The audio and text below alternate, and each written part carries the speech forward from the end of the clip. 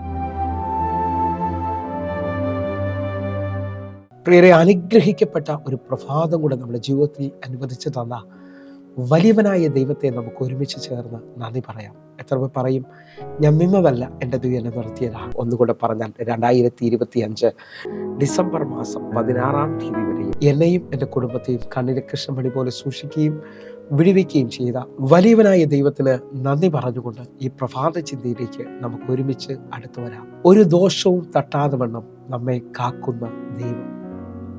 പ്രിയരെ, പ്രാരംഭവാക്യത്തിലേക്ക് സങ്കീർത്തനം 121-ാം അധ്യായം അതിൻ്റെ 7-ാമത്തെ വാക്യം. യഹോവ ഒരു ദോഷവും തട്ടാതെ വണ്ണം നിന്നെ പരിപാലിക്കും, അവൻ നിന്റെ പ്രാണനെ പരിപാലിക്കും. പ്രിയരെ, പ്രഭാതത്തിൽ ദൈവം നമ്മോട് ഇടപെട്ട അനുഗ്രഹിക്കപ്പെട്ട വചനത്തിനായി നമുക്ക് ഒരുമിച്ച് ചേർന്ന് ദൈവത്തിന് നന്ദി പറയാം.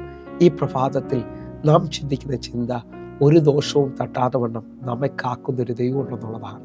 എന്നെ കേൾക്കുന്നവരുണ്ടെങ്കിൽ ഞാൻ ആത്മാവിൽ വിശ്വസിച്ചുകൊണ്ട് പറയാം, നിങ്ങളുടെ ജീവിതത്തിനകത്ത് നിങ്ങൾക്ക് മുമ്പോട്ട് പോകാൻ പറ്റാത്ത അവസ്ഥകളുണ്ടാകാം, ശത്രു വിരോധമായി നിൽക്കുന്നുണ്ടാകാം. പക്ഷേ ഈ വചനത്തെ ഈ പ്രഭാതത്തിൽ ധ്യാനിച്ചുകൊണ്ട് ഏറ്റെടുക്കണം. എനിക്കൊരു ദോഷവും സംഭവിക്കത്തില്ല, എൻ്റെ ജീവിതത്തിനകത്ത് അനർത്ഥം വരാതെ വണ്ണം എന്നെ കാക്കുന്ന ഒരു ദൈവമുണ്ട്. കാരണം 121-ാം സങ്കീർത്തനം അതിൻ്റെ 3-ാമത്തെ വാക്യം നിങ്ങൾ ശ്രദ്ധിക്കണം. നിന്റെ കാൽ വഴുതുവാൻ അവൻ സമ്മതിക്കുകയില്ല, നിന്നെ കാക്കുന്നവൻ മയങ്ങുകയില്ല. ഈ വാക്യങ്ങളുടെ നമ്മളോട് ഈ പ്രഭാതത്തിൽ ദൈവം സംസാരിക്കുമ്പോൾ ആപത്ത് വരുമെന്നോ അനർത്ഥം വരുമെന്നോ അല്ല നാം ചിന്തിക്കേണ്ടത്.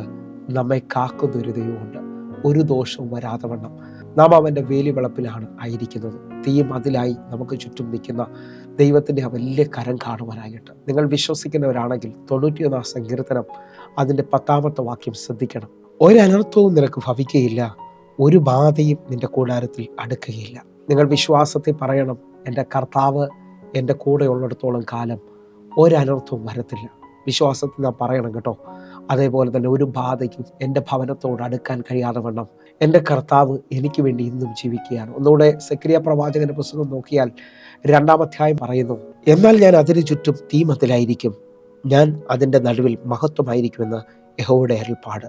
നിങ്ങൾ വിശ്വസിച്ച്, എന്നാൽ ഞാൻ അതിന് ചുറ്റും തീമതിലായിരിക്കും, അതിൻ്റെ നടുവിൽ മഹത്വമായിരിക്കും. കർത്താവ് തരുന്ന ഈ പ്രോമിസിനകത്ത് ഈ പ്രഭാതത്തിൽ ഒന്ന് വിശ്വസിക്കുകയും കർത്താവിന് നന്ദി പറയുകയും ചെയ്യാൻ പറ്റുമെങ്കിൽ നന്ദി പറയണം. കാരണം നാം കാണാത്ത, നമ്മുടെ കണ്ണുകൾക്ക് കാണാൻ പറ്റാത്ത അദൃശ്യ മണ്ഡലത്തിൽ ഒരു ശക്തിക്കും അടുക്കാതെ വണ്ണം, ഒരു ദോഷവും തട്ടാതെ വണ്ണം നമുക്ക് ചുറ്റും ഒരു തീമതിലായിരിക്കുന്ന ദൈവത്തിൻ്റെ സാന്നിധ്യത്തിനായി നമുക്ക് ഒരുമിച്ച് നന്ദി പറയാം. എന്നെ കേൾക്കുന്നുണ്ടെങ്കിൽ ഈ വചനം ഏറ്റെടുക്കുമ്പോഴാണ് ആ വിടുതൽ സംഭവിക്കുന്നത്. ഒന്നുകൂടെ പറഞ്ഞു കഴിഞ്ഞാൽ 91-ാം സങ്കീർത്തനം 3-ാമത്തെ വാക്യം നിങ്ങൾ ശ്രദ്ധിക്കണം.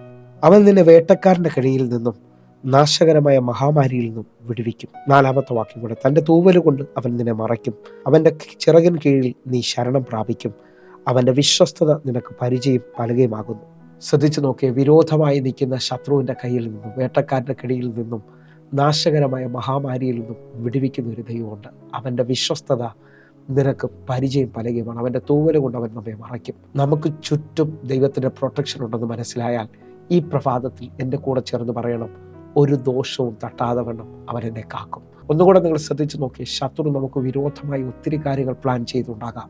ഹെരോദാവിൻ്റെ പ്ലാന് പോലെ, ഫറവോൻ്റെ പ്ലാന് പോലെ. പക്ഷേ ഇതിൻ്റെ നടുവിൽ എന്നെയും നിങ്ങളെയും കാക്കുകയും വിടുവിക്കുകയും ചെയ്യുന്ന ഒരു ദൈവം ഉണ്ടെന്ന് മനസ്സിലായാൽ അവിടെയാണ് നാം ദൈവത്തിൽ ഉറയ്ക്കുന്നത്. ഒന്നുകൂടെ നോക്കേ, ദാനിയേലിൻ്റെ ദൈവം ദാനിയേലിനെ കാക്കുന്നത് കാണാൻ കഴിയും.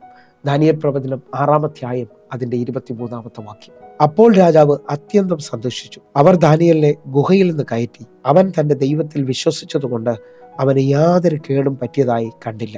ദാനിയേല് തൻ്റെ ദൈവത്തിൽ വിശ്വസിച്ചതുകൊണ്ട് അവന് യാതൊരു കേടും പറ്റിയതായി കണ്ടില്ല. എന്നെ കേൾക്കുന്നവരെ, സിംഹക്കുഴിയിൽ വീണ ദാനിയേലിനെ യാതൊരു കേടും പറ്റാതെ വണ്ണം, യാതൊരു ദോഷവും തട്ടാതെ വണ്ണം കാക്കുന്നൊരു ദൈവം ഉണ്ടെങ്കിൽ ഈ പ്രഭാതത്തിൽ എൻ്റെ കൂടെ ഒന്ന് കണ്ണടച്ചിട്ട് പറയാൻ, കർത്താവേ, എന്നെ ശത്രുവിൻ്റെ കണ്ണിൽ നിന്ന് മറയ്ക്കുകയും ഒരു ദോഷവും തട്ടാതെ വണ്ണം കാക്കുകയും ചെയ്യുന്ന ദൈവത്തിനായി ഞാൻ നന്ദി പറയുന്നു. ഈ പ്രഭാതത്തിൽ കർത്താവേ, ഞങ്ങൾ ഒരുമിച്ച് ഈ പ്രഭാതത്തിൽ അങ്ങയുടെ നാമത്തെ ഉയർത്തുകയാണ്.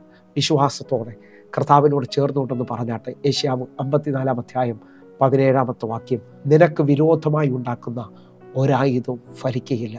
അങ്ങനെ വിശ്വസിക്കുന്നവരുണ്ടെങ്കിൽ ഇപ്പോൾ കണ്ണുകൾ അടച്ച് നമുക്ക് ഒരുമിച്ചൊന്ന് പ്രാർത്ഥിക്കാം. ഞങ്ങളെ സ്നേഹിക്കുന്ന ഞങ്ങളുടെ നല്ല ദൈവമേ, എന്നെ കാണുന്ന എന്നെ കേൾക്കുന്ന ഓരോ മക്കൾക്കുമായി പ്രാർത്ഥിക്കുന്നു. കർത്താവേ, ദോഷം വരാതെ വണ്ണം, ഞങ്ങളുടെ ജീവിതത്തിൽ അനർത്ഥം വരാതെ വണ്ണം ഞങ്ങളെ കാക്കുന്ന വലിയവനായ ദൈവമേ, ഈ പകൽ ഒന്നുകൂടെ അങ്ങയുടെ പ്രൊട്ടക്ഷനായി പ്രാർത്ഥിക്കുന്നു. ഒന്നുകൂടെ അങ്ങയുടെ കരുതലായി പ്രാർത്ഥിക്കുന്നു. ഓരോ ദൈവമക്കളും അങ്ങയുടെ നാമത്തെ ഉയർത്തുവാൻ തക്കവണ്ണം ബലപ്പെടേണ്ടതിനായി, സാക്ഷികളായി തീരേണ്ടതിനായി പ്രാർത്ഥിക്കുന്നു. കേൾക്കണം പിതാവേ.